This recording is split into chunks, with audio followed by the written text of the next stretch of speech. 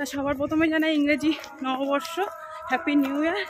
আশা করি তোমাদের জীবন সুখে শান্তিতে সমৃদ্ধে ভরে উঠুক। চলো, আর ভগবানের কাছে প্রার্থনা করো আমরাও যেন ভালো থাকি পরিবার নিয়ে। আর এখন কোথায় যাচ্ছি যাওয়ার পথে বলবো। তা চলো ভিডিওটা দেখতে থাকো, আশা করি ভালো লাগবে। চলো, খুব তাড়াহুড়োর মধ্যে আছি, আমরা ট্রেনে উঠবো। আর এখন চলো, আর কোথায় যাচ্ছি না যাচ্ছি এখনই বলে দিই। এখন আমরা যাচ্ছি কৃষ্ণনগর। চলো, ভালো লাগবে।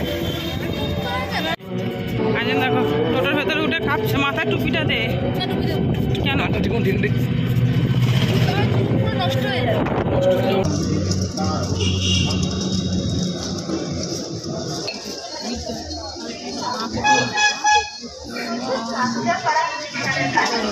স্টেশনে পৌঁছে গেছে, 1:54 বাজে। এই যে গৌতম টিকিট কাটতে গেছে। চলো, স্টেশনে পৌঁছে গেছি। চলো, আছি ট্রেন এখন আসেনি, স্টেশনে বসে আছে। 10 মিনিট হয়েছে, আসছে।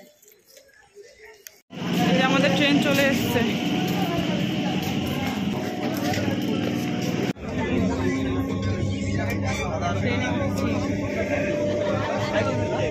আমরা নেমে গেছি কৃষ্ণনগরে। এখানে আমরা ট্রেন থেকে নেমে গেছি। ট্রেন থেকে নামার পর দেখো স্টেশনটা কত ভিড়, জমজমাট। আর যেহেতু ছুটির দিন, 1 জানুয়ারি বলে কথা, কেউ সবাই কোথাও না কোথাও যাচ্ছিল। তা আমরা নেমে এবার স্টেশনে ওই পারে যাবো, টোটো ধরবো। টোটো ধরে যাবো আমরা হুলোর ঘাটে। তার আগে একটু ফল দেখছিলাম। এখান থেকে কি ধরবে?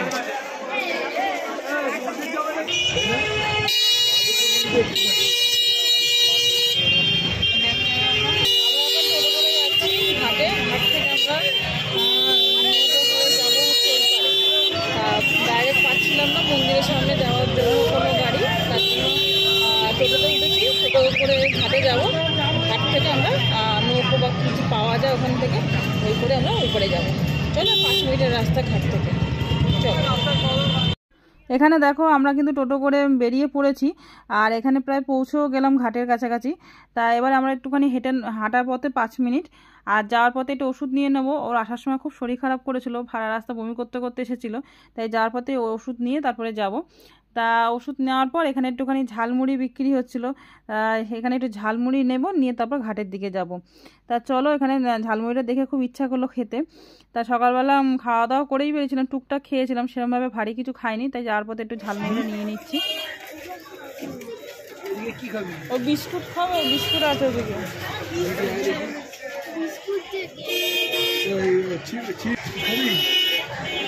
কত করে? 3 টাকা। 3 টাকা।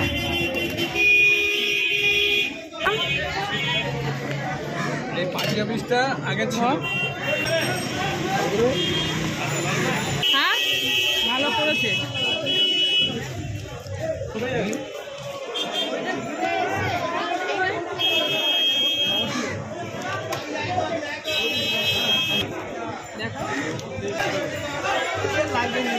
চলো, এবারে কিন্তু আমরা ঝালমুড়ি খেতে খেতে চলে এসেছি হুলোর ঘাটে, যেখান থেকে আমরা লঞ্চটা ধরবো, লঞ্চ বা নৌকো যেটা বলবো। তা 3 টাকা করে টিকিট কাটতে, টিকিটটা কেটে নিয়েছিলাম। আর প্রচুর ভিড় ছিল জানো তো। আর এখানে ব্রিজে আমরা ওয়েট করছিলাম, কারণ একটা নৌকা পুরো ভরে গেছিলো। তা নৌকোটা খালি, আরেকটা নৌকা আসবে, তারপর আমরা উঠবো। তা চলো, এখানে আমরা আস্তে আস্তে ধীরে সুস্থে এগোচ্ছি। আর জল তো প্রচণ্ড, মানে জল দেখলেই একটু ভয় লাগে। যাই হোক, তা চলো আমরা উঠে গেছি। এবারে কিন্তু ওই পারে যাবো। ওখান থেকে কিন্তু 10 মিনিট হাঁটা রাস্তা। টোটো আছে, টোটো আমরা চাইলে উঠতে পারি, কিন্তু দেখা যাক ওখানে গিয়ে কী করি না করি। আগে তো এই রাস্তাটা পার হই। চলো, আমাদের কিন্তু নৌকাটা ছেড়ে দিয়েছে।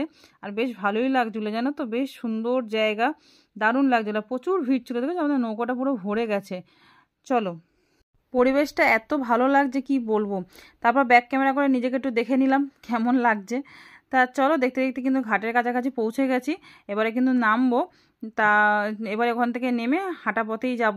তা ওখান থেকে যেহেতু শীতকাল আর রোদও উঠে গেছে, হাঁটতে বেশ ভালোই লাগবে। তা চলো এবার নেমে যাই আস্তে আস্তে করে। আর বাসের যেহেতু তোমার ব্রিজটা ছিল, খুব ভয় লাগছিলো, কারণ প্রচণ্ড মানে ভিড় ছিল, অনেক লোকজন ছিল। নেমে গেছি, দেখো কত দুটো একসাথে এসছে, অত লোক দেখো। চলো এবার আমরা গুটি গুটি পায়ে যাই। এখান থেকে 5-6 মিনিটের হাঁটা পথ।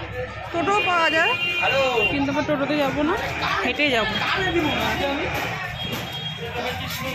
চলো কত লোক দেখো, এই চলো ভিড় হয়ে যাচ্ছে। এটা হচ্ছে শ্রী চৈতন্য মহাপ্রভুর জন্মস্থান। এটা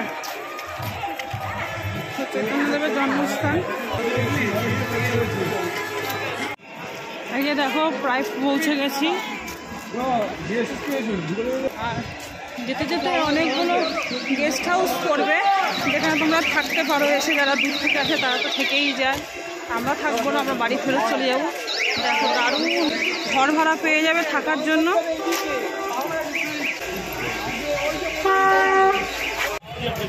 সব এগুলো হোটেল, ছোট বড় সব রকমই হোটেল পাওয়া যাচ্ছে। আর ওই হচ্ছে মন্দিরটা।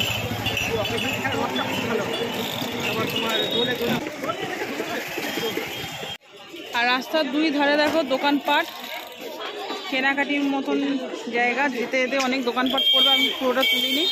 যাই হোক রাস্তার দু পাশে মানে ঘাট থেকে নামার পরে একদম দূর দিকে রাস্তার দু সাইডেই মানে দোকান ভর্তি। তোমাদের যদি কিছু কেনাকাটি থাকে করতে পারবে। চলো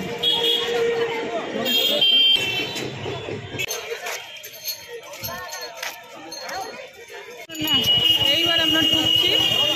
আর বাইরে কত দোকান বসেছে দেখো। হরে কৃষ্ণ। তোর মা কই?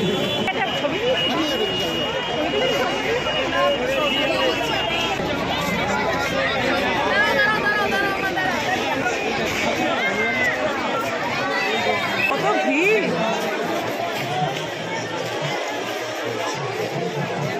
এই যে এখানে আমরা ওয়েট করছি,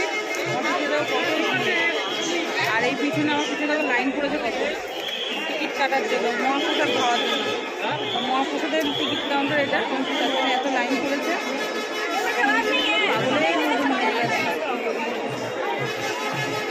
চলো এখানে টিকিট কাটতে গৌতম দাঁড়িয়েছে, আমি আর দাঁড়াইনি, ওদেরকে নিয়ে বসা। ছোটজনের প্রতি খুব শরীর খারাপ, আর এখানে এসে করছে আমার খুব বড়। চলো তারপর আমার মাথার দিকে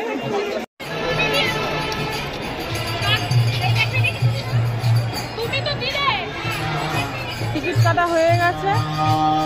এটা কীর্তনের একটা জায়গা, কি সুন্দর ভাবে তৈরি করেছে। আর এই হচ্ছে মন্দির। এখন আমরা যাচ্ছি খাওয়া দাওয়া করতে।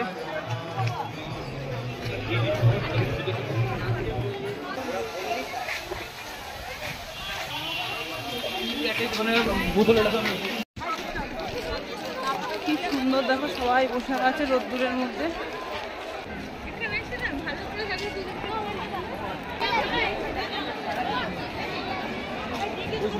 এটা গেস্ট হাউস আছে। কুপনটা দিয়েছে, আচ্ছা আমাদের কুপনটা দিয়েছিল গীতা ভবনে। আর ওখানে ওই যে দূরের যে বিল্ডিংটা দেখা যাচ্ছে, ওটা হচ্ছে আমাদের চলো লাইনে দাঁড়াই। অনেক বড় লাইন, এখানেও প্রচুর বড় লাইন।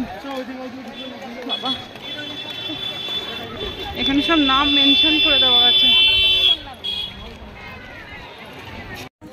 এই যে লাস্ট আমাদের লাইন, লাস্ট লাইন। আর এই যে গিয়ে ঘুরে ওই বিল্ডিং এ যেতে হবে। জানি না কতক্ষণ সময় লাগবে। দেখো পাশে মাঠ ঘাটগুলো কি সুন্দর লাগছে। সব এই বাড়িগুলো বিক্রি করে দিয়েছিস। এইভাবে লাইনটা ঘুরছে। বাবা কতক্ষণে হবে কে জানে। কটা বাজে এখন? এখানে গেট বন্ধ হয়ে যায়। এটা হচ্ছে মায়াপুর 1:50 বাজে। শীতকাল বলে দাঁড়ানো যাচ্ছে, গরম বলে এখানে দাঁড়ানোই যেত না।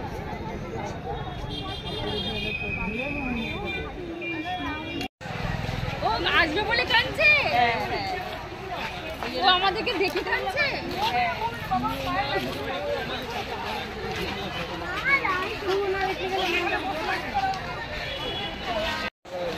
ভুট্টা এখানে করা হয় চাষ।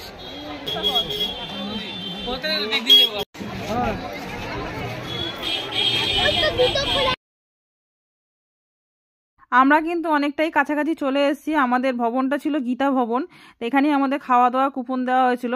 আর যাওয়ার আগে কিন্তু আমরা জুতো খুলে নিয়েছিলাম, এখানে জুতোর একটা র্যাক ছিল ওখানে রেখেছিলাম। তা চলো এখানে কিন্তু আস্তে আস্তে করে লাইনটা অনেকটাই তাড়াতাড়ি এগোচ্ছে। যতটাই না কুপনের জন্য লাইন দিতে হয়েছিল বা দেরি হয়েছিল কুপন নিতে, ততটাই কিন্তু তাড়াতাড়ি এখানে মানে খাওয়া দাওয়ার লাইনটা তাড়াতাড়ি শেষ হয়ে যাচ্ছিলো। খুব তাড়াতাড়ি আমরা জায়গাও পেয়ে গেছিলাম বসার জন্য। আর প্রচণ্ড খিদে লেগে গেছিলো, এখানে মহাপ্রসাদ আমরা খাবো সবাই মিলে। তা চলো এখানে আমরা বসে পড়ি। আর কতটা পরিষ্কার পরিচ্ছন্ন দেখেছো, দেখেই খুব ভালো লাগছিলো। আর এরমভাবে নিচে বসে খেয়েছিলাম পাঞ্জাবে, যখন গেছিলাম পাঞ্জাবের স্বর্ণ মন্দিরে আমরা কিন্তু এরকম মহাপ্রসাদ খেয়েছিলাম নিচে বসে, আর খুব ভালো খাওয়া দাওয়া করিয়েছিল। আর এখানে কিন্তু আমরা পাতা নিয়ে বসে গেছি, শাল পাতা দেওয়া হয়েছিল। আর ওখানে জল এসেছিলো, জল দিয়ে আমরা পাতা ধুয়ে নিয়েছি, এবার ভাত দিচ্ছিল। ভাতের পরে কিন্তু চলে এসেছিলো মিক্স সবজি, আর সব রকম সবজি দিয়ে একটা তরকারি হয়েছিল, তা সেটা দিয়েছিল। তারপরে দিচ্ছিল ডাল। আর এখানে কিন্তু রিপিট করছিল, যে কোনো তরকারি বলো, ডাল বলো, ভাত বলো, যে কোনো খাবারই রিপিট হচ্ছিল। তা আমি একবারই ভাত নিয়েছি, ভাত একবারে বেশি আমার লাগেনি, কারণ ভাত প্রথমবারই অনেকটা করে দিয়ে দিচ্ছিল। দেখো রিপিট হচ্ছিল আবার ভাত। তা যাই হোক, এবারে কিন্তু আমরা খাচ্ছিলাম। আর এখানে দিচ্ছিল পনির আলুর তরকারি, ডালের পরে চলে এসেছিলো পনির আলুর তরকারি। আর আমার ছোটো মেয়ের শরীরটা এতটাই খারাপ করেছিল, ও কিছুই খেতে চাইছিল না। ও যে এত পনির খেতে ভালোবাসে, তাই পনিরটাও খেতে চাইছিল না। তারপর খাওয়া দাওয়া করে হাত টাত ধুয়ে বাইরে বেরিয়ে এসেছি। আর ফুল গাছগুলো দেখো কি সুন্দর লাগছে। আমরা কিন্তু বাড়িতে এরকম গাছ লাগালে কিন্তু এত সুন্দর ফুল হয় না। আমাদের খাওয়া দাওয়া হয়ে গেছে, আর লাস্টে পায়েস দিয়েছিল, সেটা দেখাতে ভুলে গেছিলাম। মানে খাওয়া তাড়াতাড়ি করে খাচ্ছিলাম আর খেয়াল করিনি। আর আমার পিছনে দেখো এখনো কত লাইন। আমরা খেয়ে বেরোলাম।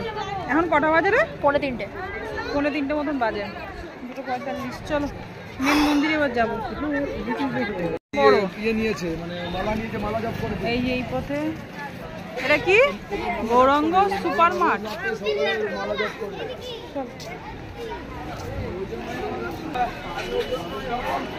ও এটা একটা মার্কেট। মার্কেটে ঢুকেই দেখি মার্কেটের একদম বাঁদিকেই রয়েছে ফল কাউন্টার। আর ফলগুলো এতটাই ফ্রেশ, এতটাই সুন্দর, ফলগুলো এত আকর্ষণ করছে। কিছুটা ফল বাড়ির জন্য নিয়ে নিলাম। আর বাইরে থেকে মনে হলো ফলের দামটা এখানে একটু সস্তা, যেহেতু কি ইসকনের মানে সুপার মার্কেট, সেই হিসাবে এত সস্তা। তা আপেলগুলো যেরকম কালারগুলো যেমন সুন্দর, সেরকম ফ্রেশ একদম ফ্রুটগুলো। তা চলো এখানে কিছুটা গ্রিন অ্যাপেল, কিছুটা রেড অ্যাপেল, একটু আঙুর, আর এখানে নিয়ে নিয়েছিলাম কিউই। তা এগুলো নিয়ে এখন চারিদিকে মার্কেটটা ঘুরে ঘুরে দেখছিলাম। তা সেরকমভাবে এখান থেকে আর কিছু কিনিনি, শুধু ফলটাই বেশিটা কিনেছি। আর কিনেছিলাম একটা ধূপকাঠি, যা ধূপকাঠিটা বেশ ভালো লাগছিলো গন্ধটা, তার জন্য ধূপকাঠিটা নিয়ে নিয়েছিলাম। আর বিল কাউন্টারে প্রচুর ভিড় ছিল, লাইনে দাঁড়িয়ে বিল করাচ্ছিলাম। তা চলো এবারে যাব মন্দিরের দিকে।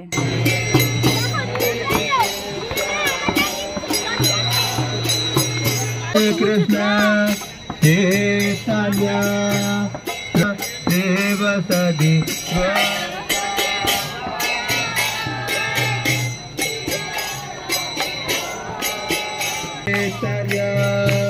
প্রভু নিত্যানন্দ।